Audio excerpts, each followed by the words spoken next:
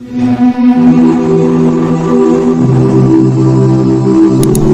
फिर कहते हैं कि फ़िरक़ावारियत की लानत और मसलक परस्ती की नुसरत से बचकर कुरान हकीम सहीहुल इस्नाद अहादीस और इज्मा उम्मत को हुज्जत व दलील बनाता हुआ, ये तो भी हम पूरा इसको पढ़ेंगे कि ये कैसे इनको दलील बनाता हुआ जा रहा है।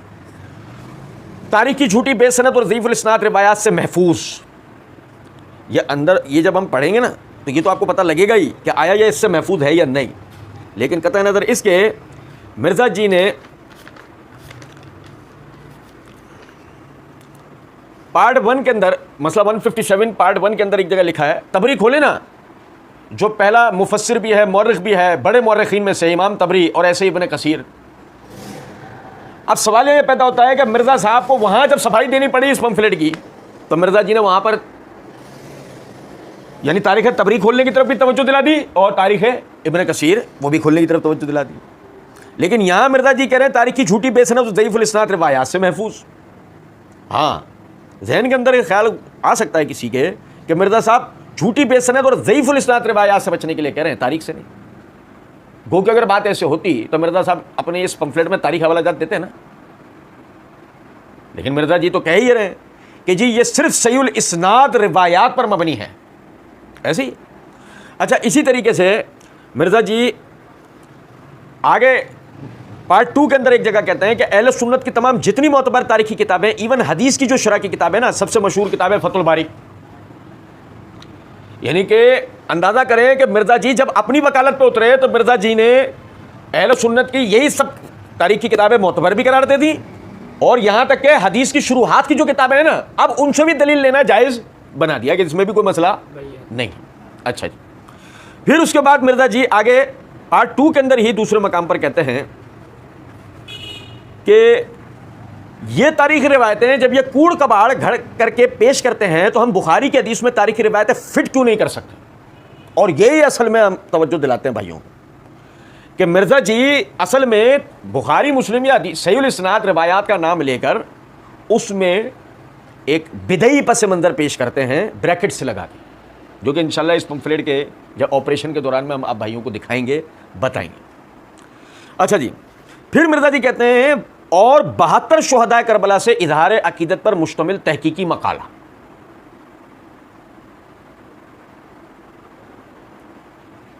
देखो, यहां से जागने की जरूरत है, रस्सियां फेंक दी गई हैं, सांप दिखाए जाएंगे, समझेगा जरा बात को। 72 शुहदाए करबला से इजहार अकीदत पर मुश्तमिल तहकीकी मकाला। अच्छा जी, पहले तो तहकीकी पे ज़रा गौर कीजिएगा, मैंने तवज्जो दिलाई थी थोड़ी देर पहले आपको। ये इतना तहकीकी काम है मिर्ज़ा जी का कि मिर्ज़ा जी कहते हैं मेरे भाई आप ये पंफलेट नहीं पढ़ते, ये समंदर है। कुछ जुमलों के बाद कहते हैं इसमें सब कुछ डाला हुआ है, मैंने इसमें सब कुछ डाला हुआ है। मसला नंबर 157 पार्ट 1 के अंदर एक जगह मिर्ज़ा जी कहते हैं इनको कहें हमने ये हदीसें लिख दी हैं, हमारा काम तो यही था। जो शेख जुबैर ने भी आपको नकवी साहब कहा था कि अली का काम था कि हदीसें लिख दी हैं, मैंने फहम तो लिखा ही नहीं है इसके ऊपर, मैंने इसके ऊपर फहम तो हदीसें लिख दी। अच्छा, महज नकल हदीस को तहकीक कहा जा सकता है? महज नकल हदीस को, क्योंकि महज नकल हदीस को खुद मिर्ज़ा जी की ज़बान के अंदर पता है क्या कहते हैं। जो मसला नंबर 157 में मिर्ज़ा जी ने एक जगह 2 मरतबा दोहरा के कहा है मैं तो नकाल हूं ना, मैं तो नकाल हूं ना। तो महज नकाल मुहक्किक नहीं होता, तो फिर यह तहकीकी मकाला कैसे हो सकता है, आप समझें। खैर वो तो हम आपको दिखाएंगे ये तहकीकी मकाले की हकीकत क्या है। यहीं से नोट कर लीजिए, देखा बिस्मिल्लाह ही, ये जब मिर्ज़ा जी ये जुमला लिख रहे हैं ना, 72 शुहदा करबला से इज़हार अकीदत पर मुश्तमिल तहकीकी मकाला, जब मिर्ज़ा जी ये लिख रहे हैं तो जब यहां लिखा 72 शुहदा करबला, यही तहकीक का बेड़ा गर्क हो गया। गौस पाक भी नहीं निकाल पाएंगे भाई, गौस पाक ने वो वाली कश्ती तो निकाल दी थी, लेकिन ये वाली वो भी नहीं निकाल पाएंगे, समझेगा जरा बात। देखें, तारीख की झूठी बेसनद ज़ईफ़ुल इस्नाद रिवायात से तो बचना है ना। ये मेरे हाथ में तारीख़ तबरी है, इसकी जिल्द नंबर 4 का सफ़ा नंबर 249 है, सुनिएगा जरा तवज्जो से। अच्छा, इसको इमाम अबू जाफर मोहम्मद बिन जरीर तबरी रहमतुल्लाह अलैह ने इस सनद से बयान किया, काला अबू मिखनफ अन अब्दुल्लाह बिन आसिम अन ज़हाक बिन अब्दुल्लाह अल-मशरकी इस सनद से ये रिवायत है कि इब्न साद रोज़े आशूरा यानी शंबा का दिन था या जुम्मा सुबह की नमाज जब पढ़ चुका तो अपनी फ़ौज को साथ लेकर निकला। हुसैन रदी अल्लाह ताला अन्हु ने भी अपने अंसार की सफ़े जमाई, उनके साथ सुबह की नमाज़ पढ़ी। आपके साथ 32 सवार और 40 प्यादे थे। 32 सवार और 40 प्यादे, 40 और 32 72। यूं ये 72 की गिनती की रिवायत आई। रावी कौन है? अबू मिखनफ।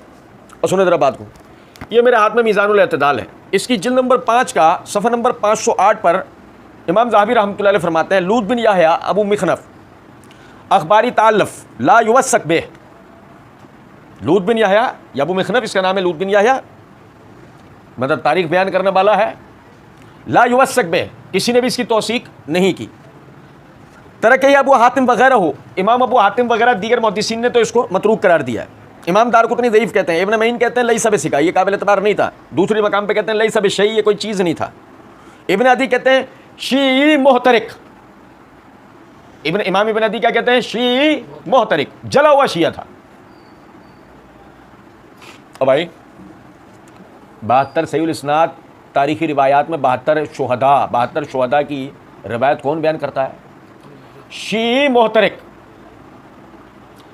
ज़ईफ़ुल हदीस, मतरूकुल हदीस, लई सब शई, लई सब सिका। सुने जरा बात को। और ये मेरे हाथ में अल मौज़ूआत मिन अहादीस अल मरफ़ूआत है, इसकी जिल्द नंबर 1 का सफ़ा नंबर 305 है। इमाम इब्न अल जौज़ी रहमतुल्लाह अलैह, जिनको मिर्ज़ा जी कहते हैं, मुहद्दिस इब्न अल जौज़ी, वो कहते हैं अबू मिखनफ एक रिवायत की सनद पर बात करते हुए कहते हैं, वफ़ी हदीस इब्न अब्बास अबू सालेह अल कल्बी व अबू मिखनफ व कुल्लुहुम कज़्ज़ाबून।